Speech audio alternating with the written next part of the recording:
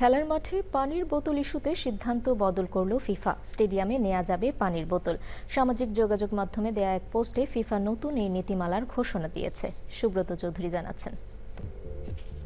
Football বিশ্বকাপে পুনঃব্যবহারযোগ্য পানির বোতল নিয়ে দর্শকদের স্টেডিয়ামে প্রবেশের উপর এর আগে নিষেধাজ্ঞা জারি করেছিল ফিফা।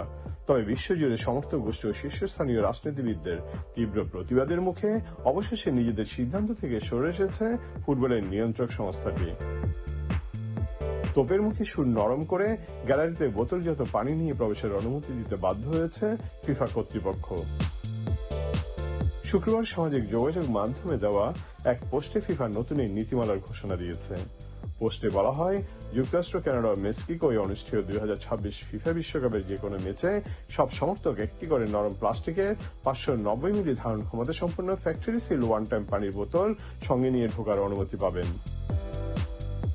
যুক্তরাষ্ট্র, মেক্সিকো ও কানাডার অনেক শহরে তাপমাত্রা প্রায় 32 ডিগ্রি সেলসিয়াস বা তার বেশি হওয়ার পূর্বাভাস রয়েছে।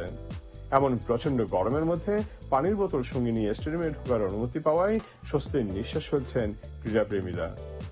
Subrata Chowdhury, channel I, New Jersey, America.